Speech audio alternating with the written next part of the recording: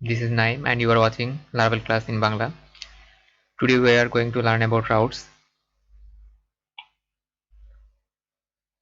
তো সহজ ভাষায় রাউটস হচ্ছে কোনো ইউজারের পক্ষ থেকে এইচটিটিপি যে রিকোয়েস্ট আসবে, রিকোয়েস্টগুলোকে আপনার অ্যাপ্লিকেশন কিভাবে হ্যান্ডেল করবে তার ফর্মুলা। লাইক এইচটিটিপি রিকোয়েস্ট বিভিন্ন প্রকার হতে পারে, পোস্ট, গেট, পুট, ডিলেট, প্যাচ, এই টাইপের অনেক প্রকার।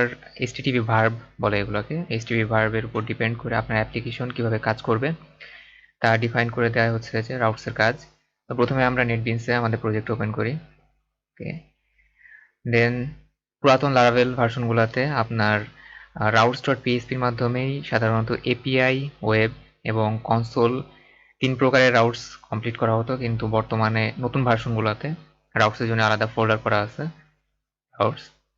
তো এর মধ্যে ওয়েব ফাইলটা আমাদের লাগবে, web.php।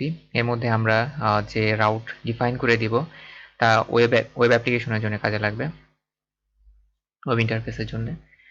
তো প্রথমে আমরা দেখি যে কিভাবে এটা কাজ করে।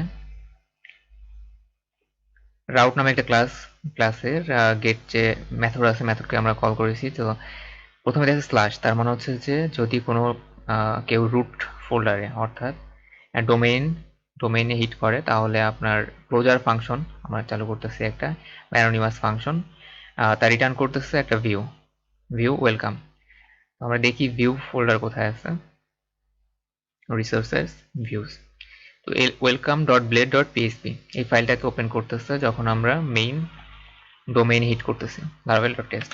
তো এবার যদি আপনি একটা পেজ তৈরি করতে চান, স্ট্যাটিক পেজ about.blade.php নামে, অর্থাৎ আপনার কোম্পানি ইনফরমেশন অথবা অ্যাপ্লিকেশনের অ্যাবাউট যে ইনফরমেশন ডিফারেন্ট পেজে রাখতে চাইতেছেন, তো laravel.test/about যদি আমরা হিট করি তাহলে আমরা সেই পেজটা ডিসপ্লে করাবো। রাইট নাও আমাদের পেজ তৈরি করা নাই, রাউট তৈরি করা নাই, যে কারণে sorry the page you are looking for could not be found display করতেছে।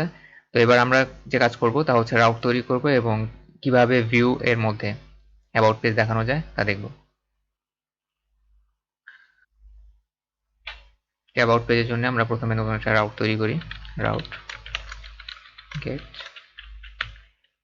স্ল্যাশ অ্যাবাউট, অর্থাৎ স্ল্যাশ অ্যাবাউট যদি আমরা এন্টার করি আমাদের যে কোনো ব্রাউজার থেকে তাহলে এখানে হিট করবে অ্যান্ড ক্লোজার ফাংশন ওপেন করে রিটার্ন। তো প্রথমে আমরা ভিউতে যাওয়ার আগেই একটা টেক্সট রিটার্ন করি যে কাজ করতেছে কিনা রাউটটা। Yes, about page. Right, refresh করি। দিস অ্যাবাউট পেজ, অর্থাৎ রাউট ঠিক মতো কাজ করতেছে। এবার আমরা সেম জিনিসটাকে নতুন একটা ভিউ এর মাধ্যমে দেখাবো।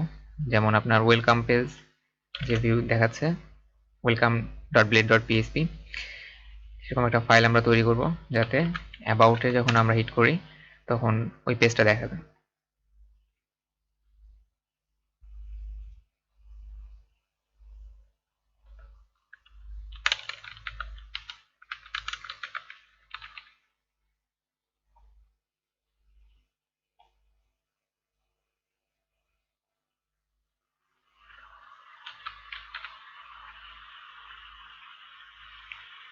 এবার আমরা যে কাজ করব welcome.blade.php যে ফাইলটা আছে এখান থেকে আমরা আপাতত যে ইনফরমেশনগুলো আছে এগুলো নিয়ে নিই। রাইট নাও আমরা HTML লিখবো না, পরবর্তীতে যখন চেঞ্জ করবো ইন্টারফেস তখন অ্যাবাউটের জন্য আলাদা করে আমরা HTML লিখবো। তবে আপাতত সময় বাঁচানোর জন্য ওয়েলকাম পেজ থেকে HTML গুলো কপি করে নিচ্ছি এবং অ্যাবাউটে পেস্ট করি। অ্যান্ড যে কাজ করি তা হচ্ছে যে লারাভেল লেখাকে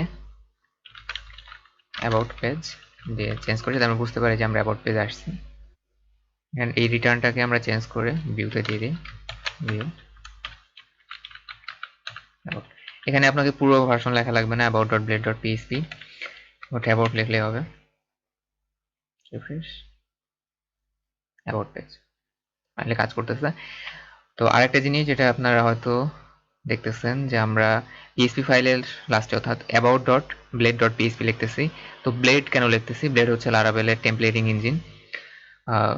যদি আমরা চাই যে লারাভেলের টেমপ্লেটিং ইঞ্জিনে আমরা পরে কথা বলবো, যদি .blade.php দেই তাহলে আপনার হচ্ছে ব্লেড ইঞ্জিন এটাকে ইন্টারপ্রেট করবে, আর যদি আমরা ব্লেড না দেই about.php দেই তাহলে নর্মাল পিএসপি যে ইন্টারপ্রেটেড ইঞ্জিন আছে, পিএসপি ইঞ্জিনের মাধ্যমে এটা ইন্টারপ্রেট হবে।